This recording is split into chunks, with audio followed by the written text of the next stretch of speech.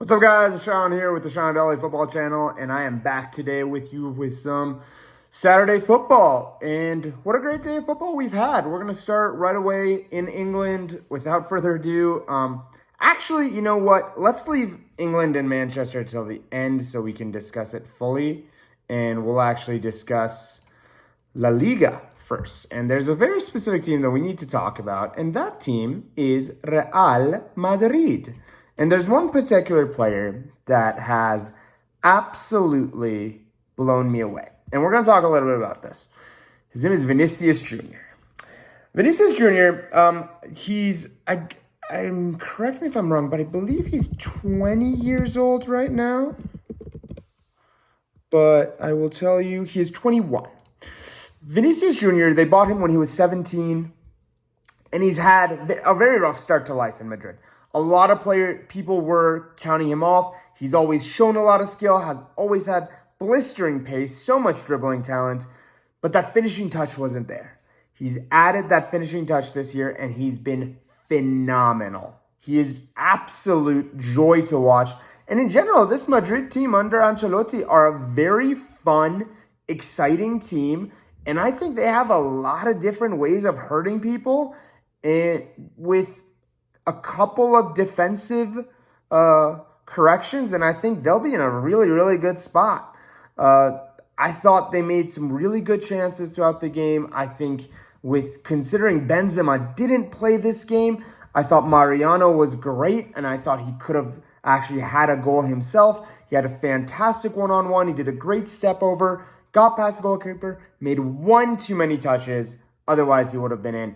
But more than anything else, there are so many players. Even Rodrigo, in my opinion, has stepped up. Modric and Kroos are evergreen. They're always phenomenal. We saw the quality of both players. Luka Modric, specifically with that second goal, you allow Luka Modric to receive and turn with the ball, it's over. You can't give him that much space. He has too much quality. And this kind of makes the La Liga even more exciting. With every passing game, three teams on 24 points. Atletico play tomorrow. If Atleti win, they will be on 22. I don't know if they'll win. Been kind of disappointed with Atleti so far. But phenomenal performances so far by Madrid, by Sevilla, by Sociedad. And it's turning out it's going to be a freaking amazing season in the La Liga. Barca also tied. I thought they played a little bit better, but not a lot better. I don't know how well this new coach is going to do for them, but we'll see. But back to Madrid. Been very, very impressed. Let's see how they keep going on. There may be an outside shout. I was mentioning them for the Champions League. They have a lot of experience in that team. There's a chance. There's absolutely every chance that Madrid make it work. Moving on to the Bundesliga, which is also starting to shape up a little bit. Can't lie. The biggest game of the week had to be Union Berlin versus Bayern.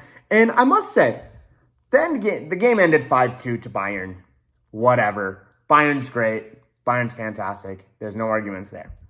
However, I thought actually Union played pretty well. They went in with a plan to play. They weren't going to just sit back and defend against Bayern. They went in to play football, and I think they did a very good job. But, dude, Bayern's team is just class. Top to bottom, it just drips class. Robert Lewandowski, ignore the goals. Forget the goals. There's a chance that he creates for Leroy Sané in the first half. I believe it's right after his second goal. Controls the ball. The ball's coming in the air. Takes one touch. The ball's in the air. Puts it on his chest. Chests the ball.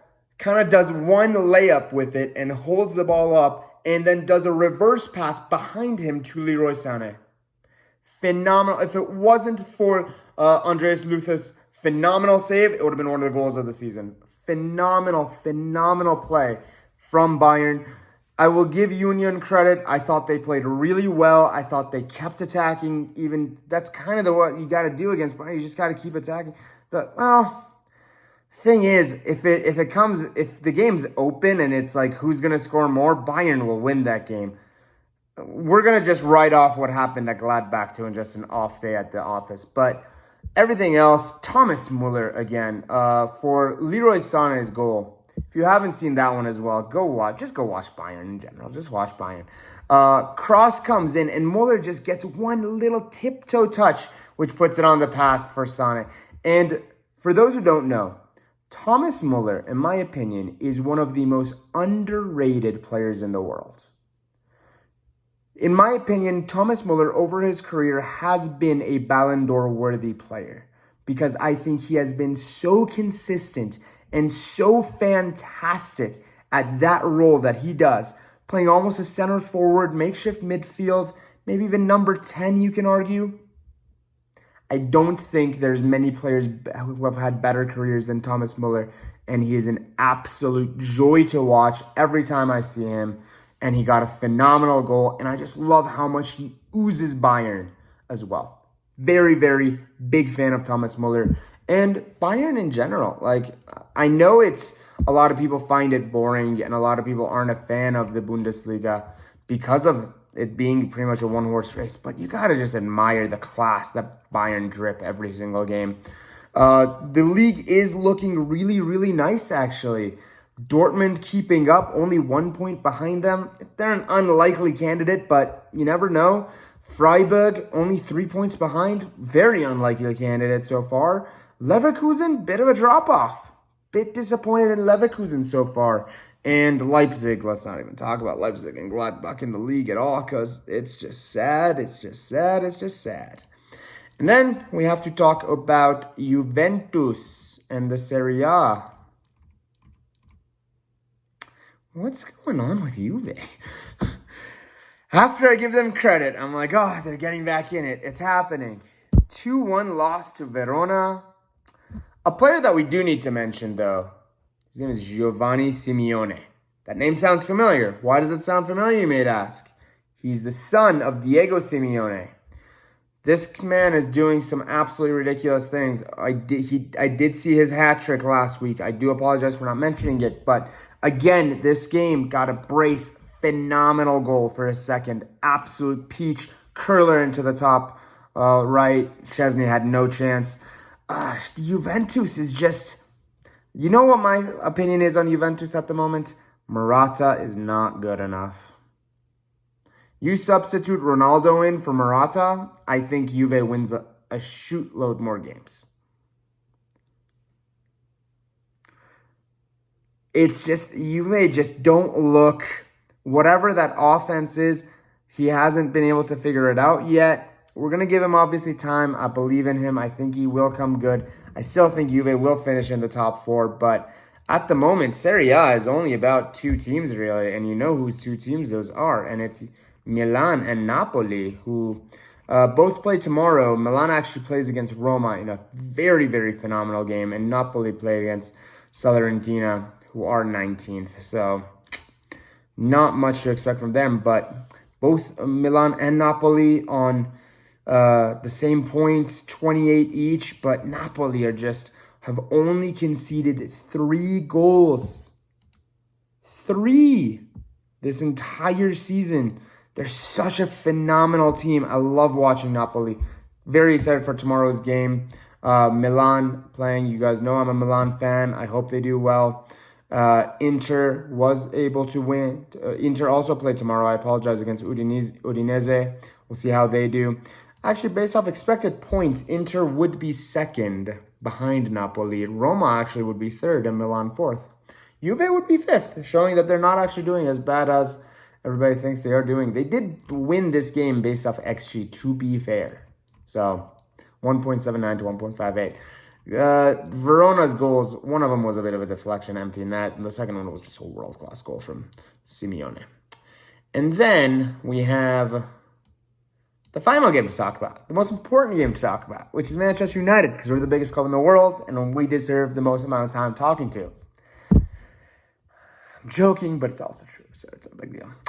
In a make-or-break game, pretty much, for Ole Gunnar Solskjaer against Spurs, I predicted that we were going to lose, actually. And I'm very happy to be wrong about that. 3-0 away at Spurs.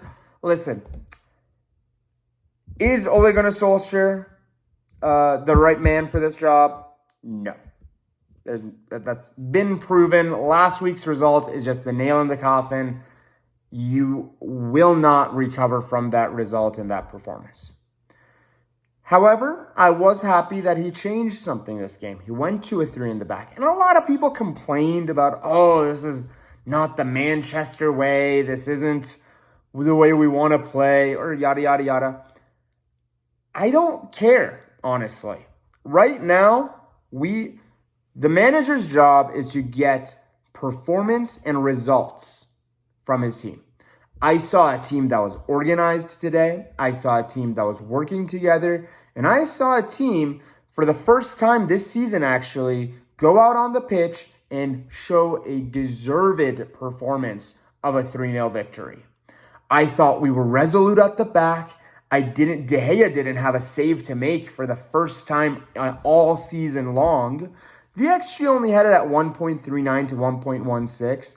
But the thing was, all of our goals were just world-class finishing.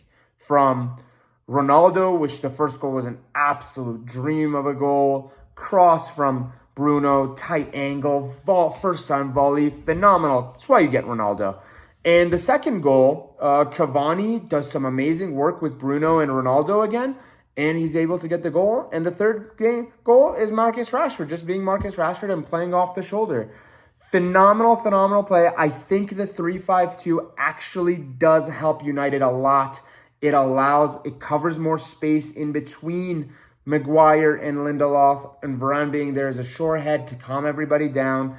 I think it helps Fred and McTominay be able to play a little bit farther up the pitch, and we saw both of them actually play very, very well, in my opinion. I thought Wan-Bissaka looked a lot more sure, and all around, I thought United just played well. I would like to see the iteration if Van de Beek is able to play in one of those roles. I think that would be fantastic. I would love to see Matic. I would love to see maybe Greenwood Rashford, maybe Cavani Rashford, Ronaldo Rashford, a little bit of pace. I'd love to know how Jadon Sancho can get involved in this type of formation. Maybe he could play in the number 10 role to give Bruno some rest. There's ways to iterate. I'm a fan of this formula and this formation, and I think there is a way for us to continue playing it. On the flip side, oh my God, were Spurs garbage this game. No decisive passing. And that's kind of the thing that I'm like, I don't want to give United too much credit because Spurs were absolute crap. They were so bad.